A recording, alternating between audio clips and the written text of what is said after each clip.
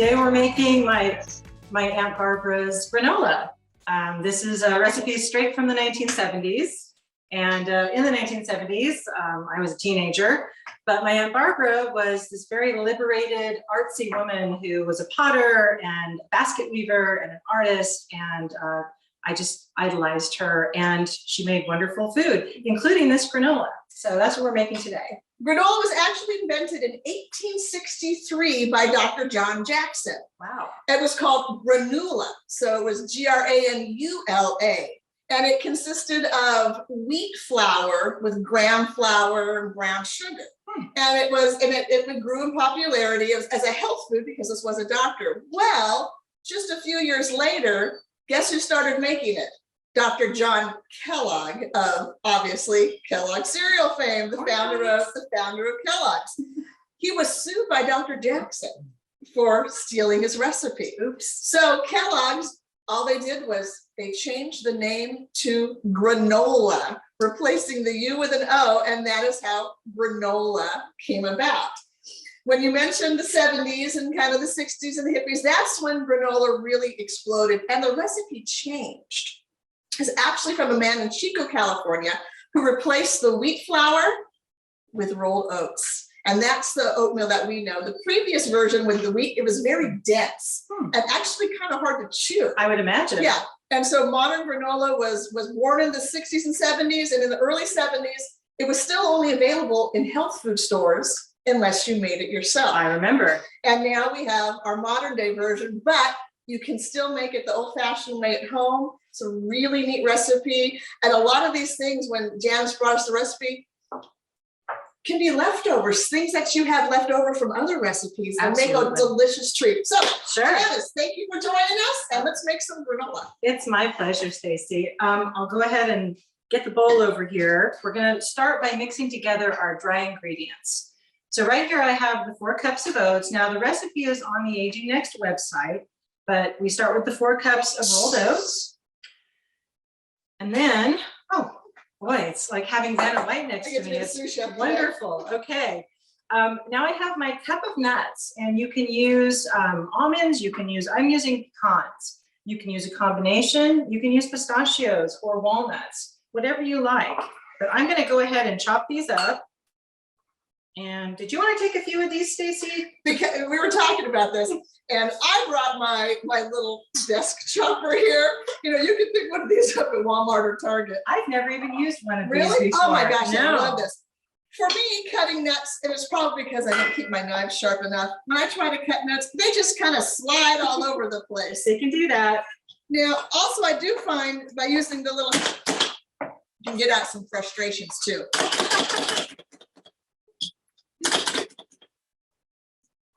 My method's going to be a little faster than yours, Janice. Absolutely. I am no Julia Child, okay? I do this slowly and methodically, but I don't make them very fine either because I like my granola kind of chunky. And that's why I wouldn't use a food processor or an electric chopper, because it's really going to get a lot of dust and you're going to get way too fine of a texture. You're going to get nut meal, you know, partly, but yeah. So I'm just going to run through here a few more times, and then I'm going to go ahead and put these into the bowl with the rolled oats. And I really like that you said you're using 2 great nuts, the pecans and the peanuts, but that you can use more than 2 kinds of nut. You can use 3, because when I bake banana bread or I'm making cookies, you know, I've got walnuts or I've got pecans for cookies. I've always got more than I need, and I can just eat that little half a cup or those few nuts left. Right. But I'd rather make something healthy that I'm going to enjoy, you know, and not have them go to waste. That's true. You don't want to waste them. Speaking of the seeds, now we use about, I have found the best proportion of nuts to seeds is 1 cup of nuts to a half a cup of seeds. And those can be sunflower seeds. We're using pepitas today. And these happen to be roasted salted pepitas. So what I did, because the recipe is set up to make with unsalted nuts, I just reduced my salt a little bit. Okay. So I'm pouring in the pepitas, my half cup. And there go our more finely chopped nuts. And look, oh, all that aggression is just flying out. There we go. We've got our salt. And we've got our cinnamon. And ooh, doesn't that look nice? One thing I like about the pepitas as well is that they add a nice pop of color to the granola. I do like that. So we just get these all mixed up. Now, with using the nuts you have left over, any kind of nut you have, this is a great recipe just to use up those extra things. Because we all have cinnamon, we all have salt in our kitchens. If you are really looking to go healthy with the different kinds of granola, if you were to add flax seeds or chia seeds, Absolutely. they have a lot of antioxidants, which we all hear about, helps prevent inflammation and reduce inflammation in our bodies. So the ability to add whatever combination of nut and seeds lets you make yourself a sweet treat or a really healthy treat. But no matter what, the fiber and the antioxidants in all nuts, in the oatmeal, in the fiber there, those ingredients alone help to reduce blood pressure. They can reduce blood sugar and they can reduce cholesterol when you raise the fiber level in your diet. So there is a health benefit to this. Fiber, fiber, and more fiber. Yes. Boy, as we get older, it is so important to keep up the fiber. The other thing with nuts and seeds is they have those omega fatty acids. Those are going to help your brain. And they're just packed full of nutrients that are great for you. Okay, so next we're going to do our liquid ingredients. And I have a little trick with this because what I like to use is half maple syrup and half honey. And of course, if you've ever baked anything with honey in it or cooked anything with honey, when you measure it, the honey sticks, it's difficult to get out, right? So what I do is I take the oil first and I measure that. I have my Pyrex measuring cup here and I want a half a cup of oil and I'm using the markers on the side. Now, what kind of oil are you using? Actually, I'm using sunflower oil today, and even though the recipe you'll see on the website says safflower or olive oil, and both are delicious, it's really a very flexible recipe. So Could I just use canola oil? You can use canola oil. You could use coconut oil. Ooh, that would be, that would actually be really tasty. I might do half coconut oil, just at least to start out. I just because it's very, I don't know, the texture might be a little bit different, but I think it would be delicious. But the fact that we have it's nice to have options and use things that you already have in your kitchen. Right, absolutely. So the next thing I'm going to put in is my maple syrup. And the maple syrup really needs to be the natural maple syrup as opposed to the type of maple syrup that has corn syrup in it, like a Log Cabin or Mrs. Butterworth's. I love both, by the way, but the thing about it in this recipe is that with the corn syrup in it, it just burns a lot more easily. And you have to watch burning in this recipe anyway. So the next thing I'm going to do a 1/4 cup of the maple syrup. Blah, blah, blah. There we go. And then I'm going to cheat here and take this off. I'm going to do a 1/4 cup of the honey. And I like Trader Joe's mesquite honey. I also love orange honey. That makes a really nice flavor as well. Yeah. But again, you can use any honey you have on hand or any that is your favorite. And I find again that Trader Joe's has a really good price on things like real maple syrup and on honey. So that's my go-to place. And I know I get my olive oil at Trader Joe's because it's a lot more economical than at some of the grocery stores. Oh, absolutely. Now, the last thing I'm going to add into my liquid here is our vanilla. And I like to make my own vanilla with bourbon and vanilla beans. Maybe we'll have to show you how to do that next. Okay, we can do that. But you can use any vanilla extract. You could even use the imitation vanilla extract. That would not affect the flavor or quality of this. So I am going to mix it up with my whisk here. Get it ready to put into the bowl of dry ingredients. Okay, I think that ought to do it. And pour it in. Now see, I still have to scrape that honey out, but at least it's mixed with the oil and it makes it easier to get out than if you just had the honey by itself. And that's why I go ahead and mix those things beforehand. And it just makes it easier to mix the whole thing together. So here we go. Let's get everything in here nice and coated with our liquid ingredients, our oil. nice, easy stir. You're not looking at, like having to heffer some cookie dough. Oh, it reminds me of Christmas when I was making fudge. And boy, Oh. stirring the fudge, boy, that takes a lot of muscle and a lot of perseverance. But this is nothing like that. It stirs up very easily. It coats very easily. You just want to make sure that everything gets coated. And let's see, I'll scrape a few in here. Do a couple more stirs. And then we're going to be ready to put it onto our pan. Now, our oven has been preheating to 350. And we prepared our pans with parchment paper. Now, if you don't have parchment paper, could you just spray it with nonstick spray? I'm not sure about that. I would think that it might burn a little bit more easily, but what do you think? I think if you don't use parchment paper, give it a try, but I think Jan's gonna talk a lot about checking it in the oven, giving it a stir here and there, and just keep an eye on the coloring of your granola. Absolutely. Okay, so Stacy, I think we're ready to put it into the pan. All right. Okay. Now, I have one more question for you. Yes. So I'm thinking of my mom who's aging at home alone, and she still does her own thing, but she doesn't like to use her oven that much. She cooks a lot of things in her toaster oven. Okay. So would it work at the 350 in the toaster oven?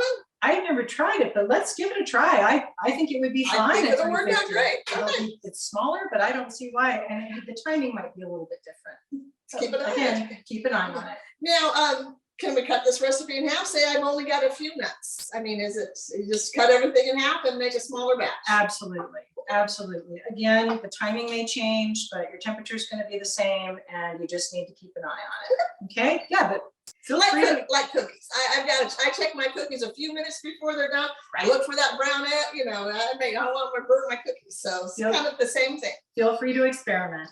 So we're going to get most of it on here. And I'm going to be spraying it out in a minute, but I want to make sure we have enough for your small pan too. Okay.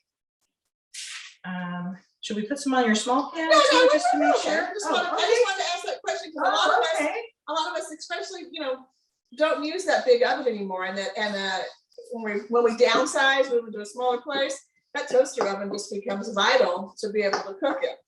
I think that is a wonderful idea. Now my oats seem to be sticking to the side of the bowl a little bit, but it's nice to have my handy assistant here to hold the bowl so that my arm isn't breaking as I hold the bowl to get it in here. So I think that'll do. All right.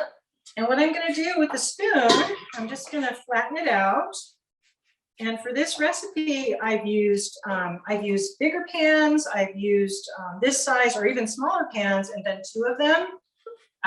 But yeah, it doesn't have to be, my hands are clean, so I'm just going to use my fingers here to get that off the spoon. We're the only ones eating it. It's okay.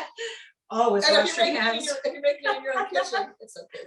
We always wash your hands before you start to cook. Always, always, always. My mom taught me that in the 60s even. So for a full batch, is this about the size pan that you use? Yeah, this is about the pan that I would normally use. Again. So I notice it's you're not looking for a really thin. You've got some little hills and valleys here. It's it's a good half-inch thick in some places. Absolutely. Okay. Yeah, it's going to cook just fine, and we're going to be turning it over halfway through. Oh, okay. So everything's going to cook pretty evenly. So yeah, this is what it's going to look like in your pan before you put it in.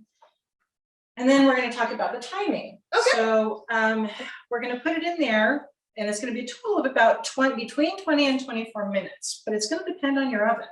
Okay. So. So like I said, you said in your oven, exactly how long. 22 minutes. So I set my timer for 11 minutes, take it out, flip everything over. In fact, I use not my spoon, but I use this spatula to do that. And I just kind of keep things in place as I flip it over. And then I put it back into the oven for another 11 minutes in my oven. It could be a little different. Because like in my oven, I know it would take a little bit longer. Okay. My mom's oven, it would probably take 2 minutes less. We all kind of know from baking what our oven. So, but the idea is check it a few minutes before the earliest time. See how your oven's handling that granola. Absolutely. So, thanks to Movie Magic, Got a question. Can we do this in air fryer? Oh my Oh. goodness, what a great question. I love my air fryer. This is not a recipe I've tried in it, but you might want to look online, Google that, see if they've got, you know, any kind of granola recipes for an air fryer. Maybe this could be adapted, but that's a terrific question. Yeah, I mean, it is a semi-baked treat, and the air fryer is nothing but a convection oven, Right. basically. Right. So yeah, Maybe I think that maybe would a be- small amount, you know, Yeah. depending on the size of your air fryer.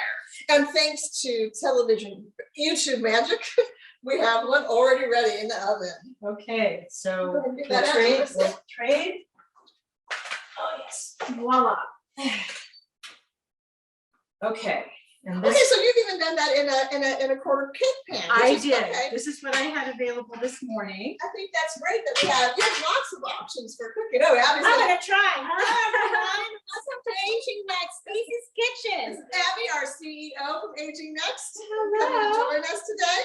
Well, I gotta Now, how do you, taste now, this. now how do you, so you just have to flip it over halfway through? Okay, so you flip it over halfway through. When it comes out though, you're not gonna touch it, okay? You're gonna let it sit on a rack, because I really like the airflow underneath to help it cool evenly and more quickly. For 45 minutes to an hour, you're gonna let it just sit and not touch it. And then you can break it up. But if you do it before that, it doesn't set well and you don't have those nice chunks. So I do 45 minutes to an hour, and then I break it up, let it cool completely, and then I put it into an airtight container like this. Yeah, I got that at the 99-cent store. So you can find mason jars. You know, back when we used to can, you had to buy the whole case of mason jars. Right. Yes. But now you can find the medium and the small ones directly at the 99-cent store, the Dollar Tree store, and just buy one or two. Now, do you store it in the refrigerator, James? No, I store mine in, Boss? Well, we're gonna take a bite at the end. My mouth is actually starting to water. Like, I can't wait. So I store it in the pantry. But if I'm gonna do that for more than a couple of weeks, if I want to store it, I'm going to put it in the freezer. It freezes beautifully. So. And you know, we're talking about some of the health benefits of granola because of the fiber, the oats, and the seeds that you use with the health benefit. But you know, we're all eating oatmeal for breakfast, and you know, and especially as we age and we live alone, we want those easy breakfasts. And oatmeal can be boring. Every day. Not this one. Absolutely. So, you know, putting something like this on your oatmeal to dress it up. Yep. Greek yogurt, you know, we're all hearing about Greek yogurt, the Yep. protein, but it's a little dull too, you know, and mixing granola in with yogurt is a great way. And also some people just don't like yogurt because the texture, it's that single soft texture, you know. I don't do yogurt. But if you were to put, granola in it, it's going to totally change the feel of something maybe you are tired of or think, I don't like that health food. I'm not a huge oatmeal eater, but I do eat it because it is healthy. But I do always add some chopped dates or some chopped nuts, or now I'm going to be adding some homemade granola into mine. Fantastic. Can we try it? Absolutely. It's a great topping on ice cream as well, if you're gonna be Ooh. naughty after dinner Oh. sometime during the day. It's not as naughty as some things you could put on there. So I can have ice cream and make it healthy. Exactly. Really good. They must try. You know, I eat a lot of, this actually tastes like a easier to chew version of a granola bar. Mhm. I mean, it is granola, obviously, Yes, because it's not overly sweet, and I don't Right. like those really sweet ones. I don't either. Now, if I wanted a sweeter version, could I add some dried chopped fruit, Absolutely. like along with the nuts section? Yeah, absolutely. You, again, it's a very flexible recipe. So you can either add it in there, you know, to cook, or you can add it after it's cooked. And just remember, if you add in chopped fruits or some of those things, it is going to increase the sugar content. Right. But like this is, it's not sweet or savory. It's right in the middle. It's a great bite. Everyone, you have to try it. Okay, this is my second. What is the texture after you take it out of the oven? It's going to look like it's not stuck together. It's going to look a little underdone, okay? It's not gonna look quite like this. This has already been broken up. So it will look a little bit less brown. It'll look a little flatter. After that 45 minutes to an hour, you break it up, it's gonna look like What this. I will say is it is an easy chew. It is softer than store-bought granola. When I buy granola in the store, I find it very, very hard and, Mhm. and overly crunchy. Right. I mean, it hits your molars. I mean, you can feel it. Right. This is very easy to chew. If you're a snacker, Yeah. this is a healthy option Mhm. in lieu of chips. Absolutely. Yeah. So you can just put this in a Ziploc and Yeah. eat it all day. As I Absolutely. bite into it, that's the first thing I notice is granola is hard. Mhm. Granola Mhm. bars are hard. Right. This is not. I'm still getting crunch, Mhm. but it is extremely easy to chew. Yes. Very, very big different from store-bought granola as far as the Absolutely. ease of being able to eat it. Absolutely. I'm a snacker, so this is going to my office. Thank you, Aunt Barbara. Thank you, Aunt Barbara. No. Anything you want to add, Jen? I can't think of anything. If there are any questions, I'd be happy to answer any other questions if I can. We'll wait and see if anybody has some more questions. Okay. Again, we encourage you, if you're new to AgingNext, check out our website at agingnext.org. We have been a nonprofit locally in our community for almost 50 years. We're very proud of that fact, and we definitely want to have you find out more about us. As we age, we all think if we're 65 and 75, we're doing things. We're going out, we're driving, we still have our friends, maybe our grandkids are we're watching them. And you think, I don't need services. And maybe you don't. We tell our kids to plan ahead. Go to college and we have to plan ahead for our future. Why at 65 or 75 do we stop planning for our future? Because we're doing okay and we've lived our lives, and well, quite frankly, we know a lot. But you have to stop for a moment and realize in 10 years, you're going to be 75. If you're 75 now, in 10 years, you're going to be 85. And the reality is things will change for us. Absolutely. We will stop driving. We will have more arthritis. We will have some more mobility problems. We encourage you, 60s and 70-year-olds, find out what we have to offer.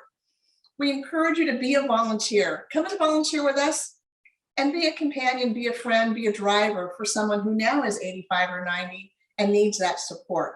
And then as you move into that age, you're going to already know the resources. You're going to have the people at AgingNext and the volunteers that come in behind you to help you in that transition. If you don't know about us, please find out about us. And number one, please come and volunteer. Next month, if you like to travel, we have our virtual travel series. We're going to be going to Zion National Park on Adventures with Doug. So please check out our website and join us next month for our virtual travel series. Thank you all for coming. Have a great day. Thank you.